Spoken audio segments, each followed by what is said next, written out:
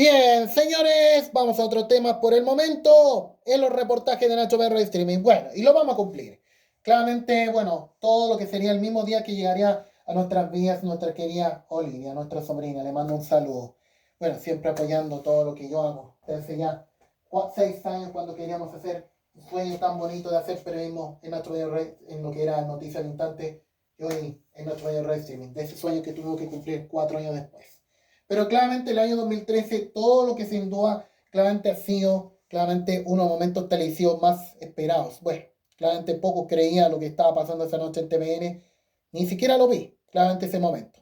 Pero claramente cuando claramente ese momento estoy ya pensado no verbal informal, porque claro, poco la televisión o poco el canal o poco la televisión pescaría lo que pescaría el programa que ya sabemos la semana más tarde empezar a bajar su rating, el tema que la gente veía más el programa Contacto, bueno, de todo lo que era el tema de los reportajes que daría Canal 13 en ese entonces, bueno, claramente bastante controvertidos ante todo lo que sería tema el otro día, bueno, como ya, o como el tema de su propia trampa con el tema de todo lo que es este programa, claramente que siempre genera noticia al otro día, o lo que pasaría con el capítulo del sacerdote, ¿te acordarán? Que iba a ser emitido, claramente, que iba a ser emitido esa noche, una de esas noches en Canal 13, pero una demanda judicial contra el director, contra el equipo del programa, ante todo lo que era el trato que hubo el programa claramente al sacerdote falso, que claramente mucho de lo que se podría emitir y otras no, y a todo lo que pasaría en ese momento, y después a la semana después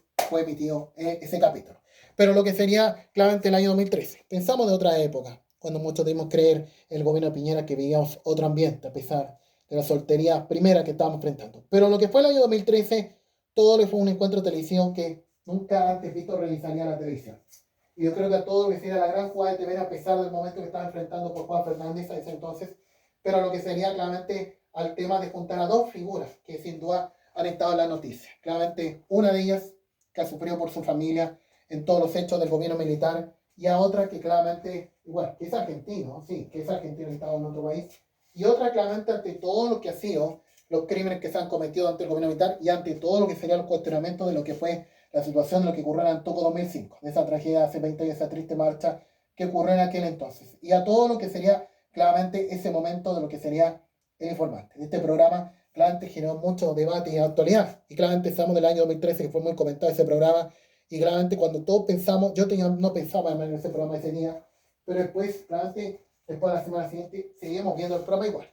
Y claramente a todo lo que fue ese encuentro y a lo que fue tema el otro día en los noticieros, hasta que estaba informativo, informando lo que estaba pasando en Allende con Cheire y a todo lo que pasó ante su renuncia a su cargo, claramente ante esta situación de lo que ocurrió al día anterior con lo que ocurrió con Legeman. Y claramente no solo era tema para TVN, el canal donde ahí empezaron con esta primicia. También los otros canales se sumaron, hasta CNN, la red, claramente todos los que hablan de lo que estaba pasando con la situación de lo que estaba pasando claramente de lo que estaba viviendo claramente, de lo que estaba viviendo claramente, de la situación que estaba pasando con Cheire y de lo que ya se sabía que esto llegaría hasta ahí nomás. Y bueno, a pesar de eso, igual de seguir en los medios hoy, no estamos mucho peleando todavía todo lo que era la situación de lo que ocurrió en Antuco o de todo lo que era su gestión claramente en el ejército. Vamos a recordar todo fue un pedazo de lo que sucedió en el informante y claramente ante todo lo que fue ese encuentro claramente de Cheire en Legeman, claramente cuando sin duda, claramente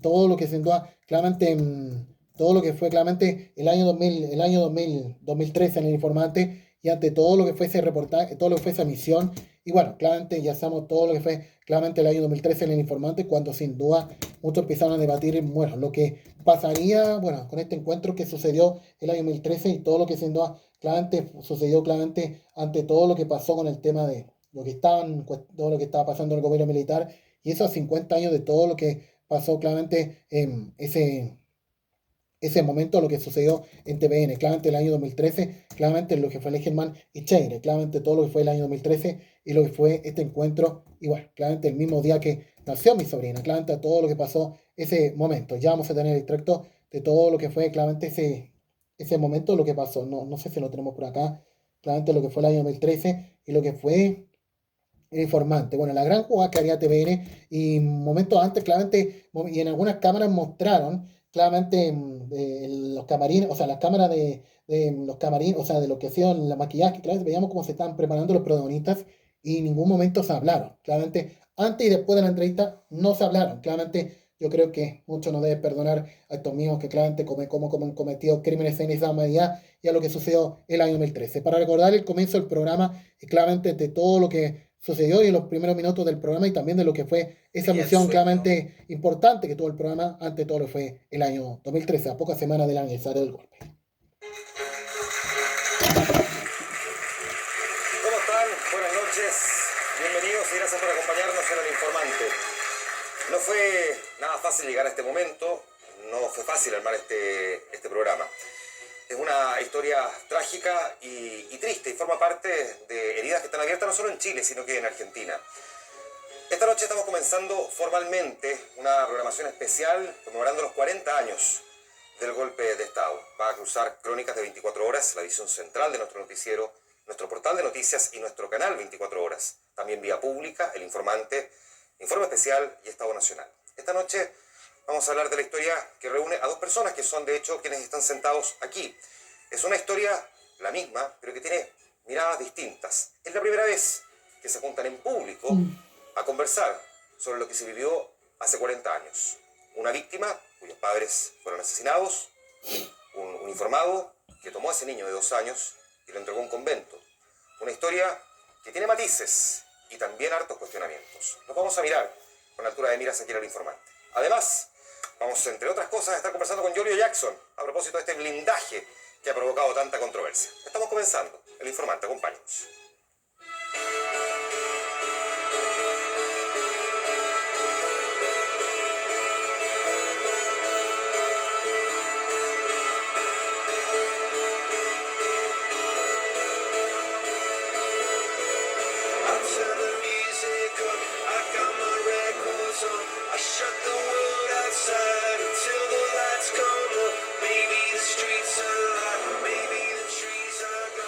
Bien, estamos comenzando. Quiero primero agradecer y marcar bien la hora, ¿no? Son las 11:15. Agradecerle a quienes están con nosotros en esta oportunidad.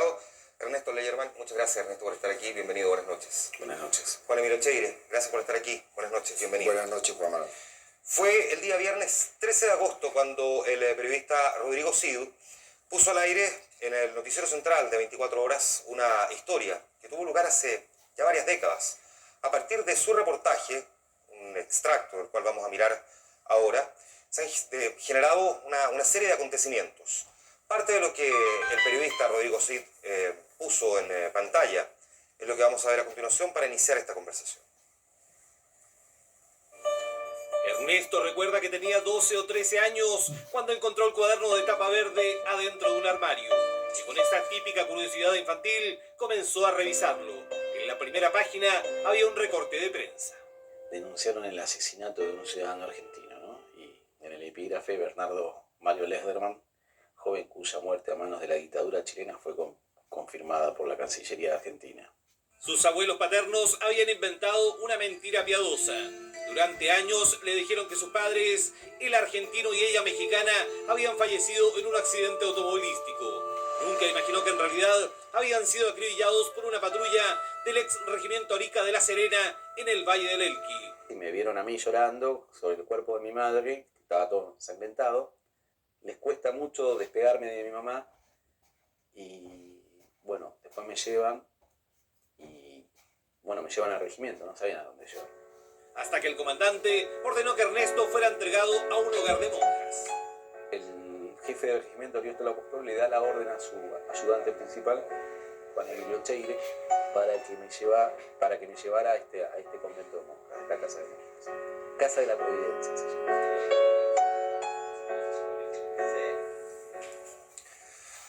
A partir de este reportaje del periodista Rodrigo Cid, que todo esto está en el portal 24horas.cl para verlo completo, surgen una serie de titulares de prensa, de informaciones y también de reacciones que derivan luego en cuestionamientos al propio Juan Emilio Cheire.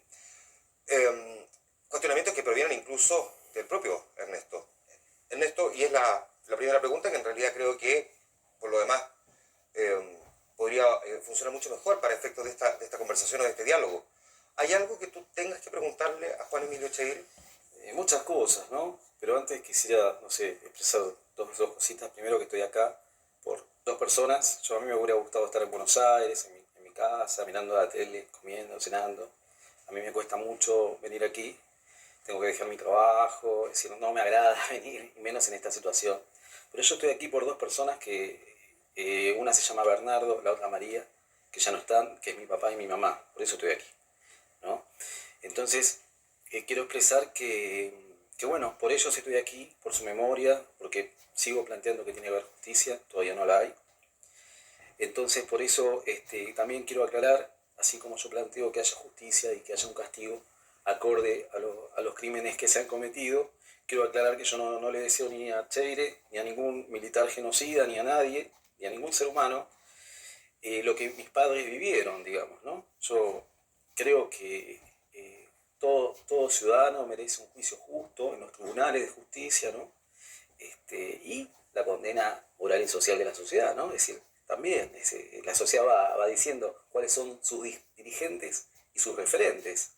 Entonces yo quisiera, antes que nada, plantear eso. Yo no le deseo a nadie lo que mis padres vivieron, ¿no?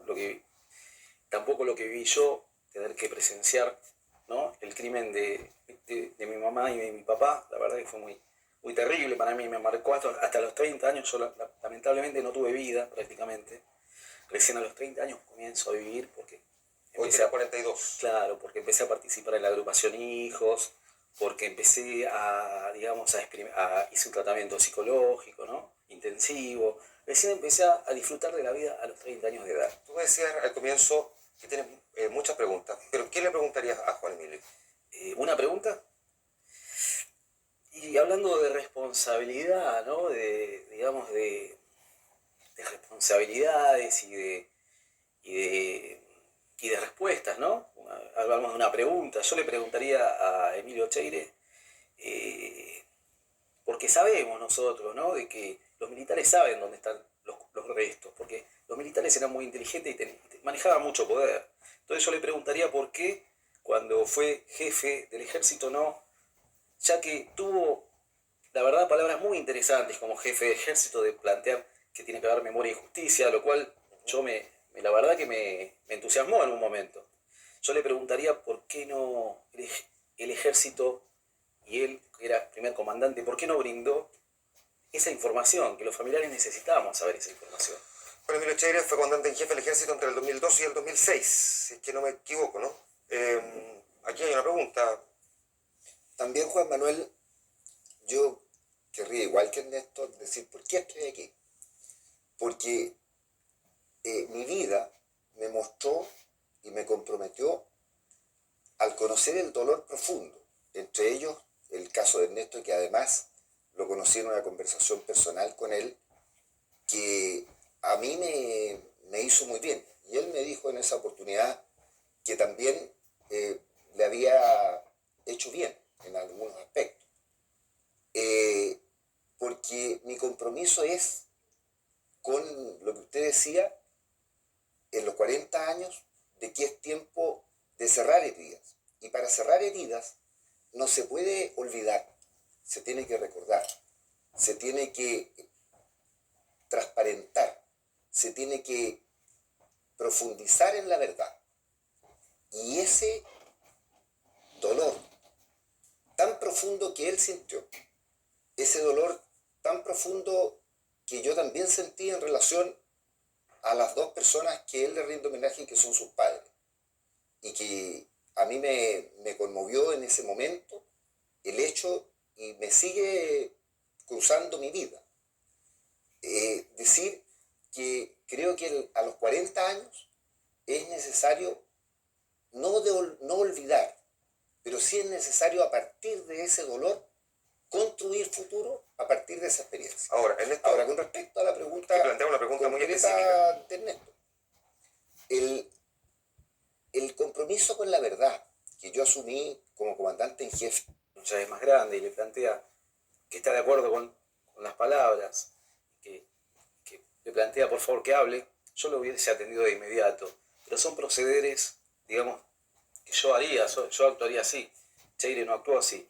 Es decir, no lo estoy juzgando, es decir, es lo que pasó. Yo haría otra cosa. Pero lo que yo me pregunto y yo me respondo es que ¿por qué cuando con Salazar tratamos de ubicarlo, le hice una carta pública? Porque no fue posible ubicarlo. Era el jefe del ejército. Todos sabemos el poder que maneja los militares, sabemos que Cheire es de los mejores militares, ¿no? Tiene una gran preparación, es decir, mucho poder en Chile, ¿no? Eso lo sabemos todos. Fue el hombre del año en un momento. La primera vez que yo hablé con él, la primera vez que me llamó Salazar, yo concurrí de inmediato. Ahora, necesito hacer un alto aquí porque falta Héctor Salazar aquí, pero está sentado en esto antes, que necesito que también la versión de Héctor Salazar, con quien yo conversé ayer, durante la tarde, en el canal 24 Horas, y parte de la conversación es muy breve, quiero que la veamos a continuación porque él también tiene un punto de vista al respecto. Para mí, como abogado, la complicidad está claramente definida lo que significa. Y por lo menos la investigación judicial que se hizo en su oportunidad respecto a este caso, no hay ningún antecedente que configure una complicidad del en ese entonces teniente Emilio Cheire en estos hechos. Quisiera separar en qué plano de responsabilidad estamos hablando. Si son responsabilidades penales, la investigación judicial no estableció responsabilidades penales. Pudiera ser, y es un asunto que el propio general Cheire va a tener que aclarar, si hay otro tipo de responsabilidades, ya sean de mando, política o morales, involucradas en este tema. Pero desde el punto de vista penal, no hay antecedentes conocidos en el proceso que establezcan un grado de participación de él en esos delitos. Parte de la entrevista que le hicimos, con Carolina Escobar el abogado Héctor Salazar, él plantea que desde el punto de vista penal no hay responsabilidad y si hay alguna responsabilidad desde el punto de vista moral le corresponderá a Juan Emilio Cheire. Déjame preguntar primero, ¿sigue siendo Yo Héctor quisiera Salazar decir tu abogado? una cosa que yo creo que es importante. Dame un segundo, Juan Emilio, Lo penal es importante, sí, pero lo humano es más importante. Vamos a ir a ese punto de inmediato, si no tenemos apuro en esta conversación. Primero, para saber, porque quedan ciertas dudas, si Héctor Salazar sigue siendo tu abogado. No, Héctor Salazar fue mi abogado, lo hizo muy bien, le tengo mucho respeto. Fue mi abogado hasta el 2009, ya no lo es, ya no es más mi abogado. Pero yo quisiera también aclarar que yo creo que yo en el 2004 le emití una carta pública a Emilio Cheire, donde le planteo que por qué no dice lo que sabe. Él era el ayudante del jefe del regimiento Arica, el ayudante en una línea de mando del ejército, es la primera persona por debajo del jefe del regimiento. Y entonces yo le planteo por qué no cuenta a la justicia, ¿no? Y a la sociedad chilena todo lo que pasó. Recién cuando termina el juicio, del 2009, accede a una reunión con Salazar, ¿no? Que Salazar me avisa y yo voy a la oficina. Pero yo creo que el señor Cheire está dando la cara porque en este minuto la sociedad chilena está pidiendo una respuesta, no solo yo. Ahora, dijo Héctor Salazar en esta misma entrevista también que durante estos últimos días hubo un intercambio de correos electrónicos entre ustedes dos. Él lo hace público, por lo tanto me imagino que parte yo le de mandé ya lo puedo un contar. correo electrónico, el cual Héctor Salazar hizo público. Donde tú le dices que no le atribuyes una responsabilidad, pero piensas que sí podría tener información. No. Yo lo que le digo a Héctor Salazar, porque Héctor Salazar me pregunta que Cheire estaba nervioso, que no sabía qué ánimo tenía yo. Yo digo, no, que se quede tranquilo, que yo no tengo ni espíritu ni de revancha, no tengo odio, y lo repito otra vez, no le deseo ni a Cheire ni a ningún genocida lo mismo que pase yo. Te dejé pendiente, Juan Emilio, lo siguiente. Ernesto afirma que no le desea a Cheire ni a ningún genocida. Yo no soy ningún genocida. En relación a la respuesta, yo de la carta, francamente, no tengo conocimiento ni noción. Yo contribuí todas las veces que fue necesario y toda mi verdad contribuí a los tribunales. Pero yo creo que aquí hay un asunto más allá de los tribunales. Hay un asunto humano, hay un asunto de pena, hay un asunto de dolor causado, que es a mí el que me importa y el que me hace estar aquí. Los niños eran vendidos, se los quedaban los militares. No fue tu caso. ¿Cómo interpretas tú el que después de haber mandado a matar a tus padres, te entregaron un convento y que dijeron busquen a sus abuelos? Bueno, comparando con la Argentina yo puedo plantear, por ejemplo, en Argentina hay un caso de un chileno que fue detenido desaparecido, José Poblete, su hija fue apropiada por los militares, ¿no? Bueno, por este caso, hace 8 años, la justicia argentina determinó cuáles son los responsables y dictaminó una condena, digamos, una condena perpetua, de por vida a los militares, ¿no? Se consideró el crimen de lesa humanidad. En Chile, en el caso de un argentino, mi padre, se condenó solamente a 3 militares cuando había otros que también estaban procesados por la justicia y acusados. Otros militares nunca fueron llamados a declarar por tener poder. Sabemos nosotros, no somos ingenuos, sabemos del poder que tienen muchos generales, sabemos del mismo el poder que tiene Cheire y que tuvo Cheire. Ya, pero yo te pregunto, ¿cómo interpretas tú que a diferencia de lo que sí era sistemático en Argentina, Sí. en este caso, a ti, a pesar de que tus padres lo habían matado, alguien decidiera buscar a los familiares de esos padres asesinados para entregarte a ti allá? Esto fue al revés. Esto fue al revés. Con mi familia, ningún funcionario ni diplomático ni de Chile, ni de la Argentina, ni de la Embajada de Chile se comunicó.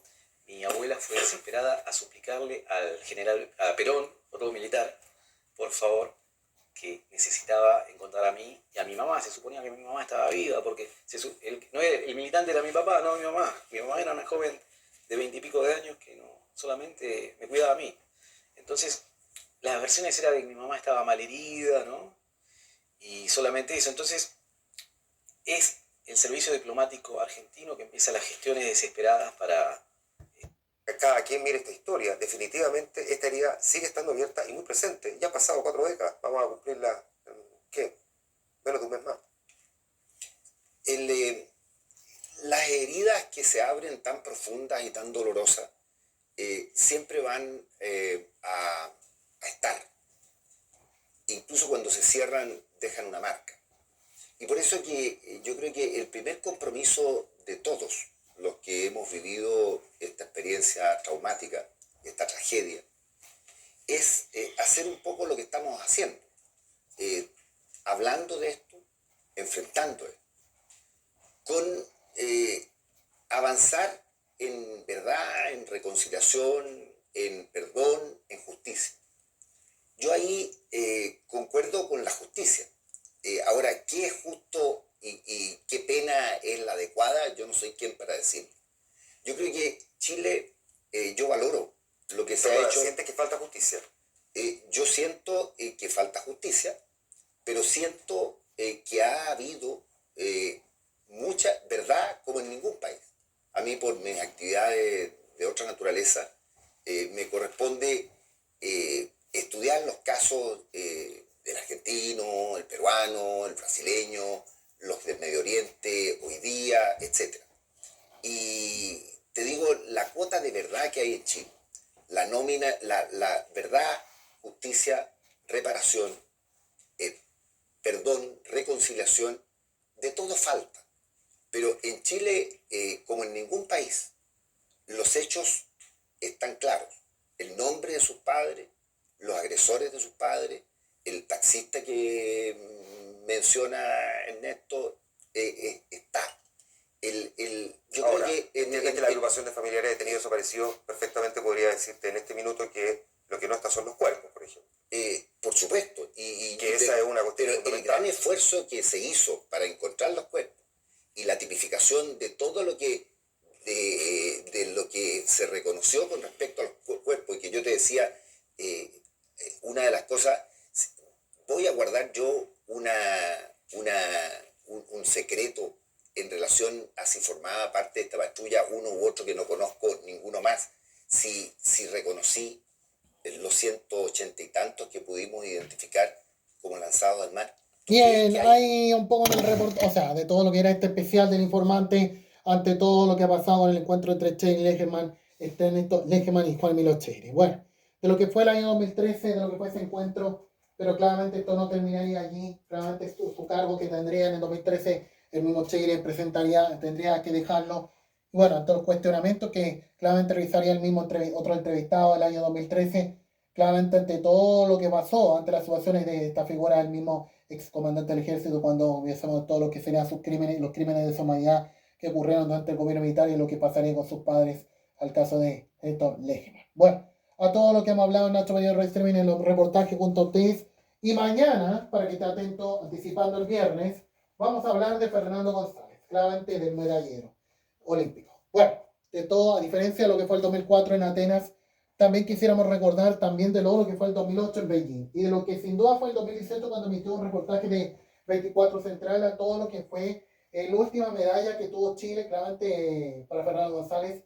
Bueno, antes de lo que tuvimos en 2024 era Frank Roberto, pero claramente en el tenis, de todo lo que fue la medalla de plata que lograría Fernando González y de lo que fue en la final ante Rafael Nadal, de todo lo que fue ese camino que tendría González y de lo que tal vez iba a repetir, como el 2008, claramente en lo que fue en Beijing, para lo que fue en 2004, pero eso no pasó, pero claramente igual, pero se llevó a nuestro chileno y claramente todo lo que fue ese entonces, de lo que fue nuestro Chile, de lo que fue los Juegos Olímpicos de Beijing, y ya estamos de los últimos que tendría Fernando González antes de retirarse en febrero de 2012 ante todo lo que está ocurriendo. Por eso, claramente vamos a estar hablando de eso mañana. Y bueno, muchos temas más junto a ustedes en los reportajes, junto a ustedes en Nacho Mayor Residenciales. Despedimos los reportajes, con más vamos a estar junto a ustedes en la próxima emisión. Mañana anticipándolo ya lo que hablamos un poco de Fernando González. Por ahora, vamos a otra cosa que contar junto a ustedes en nuestra programación informativa.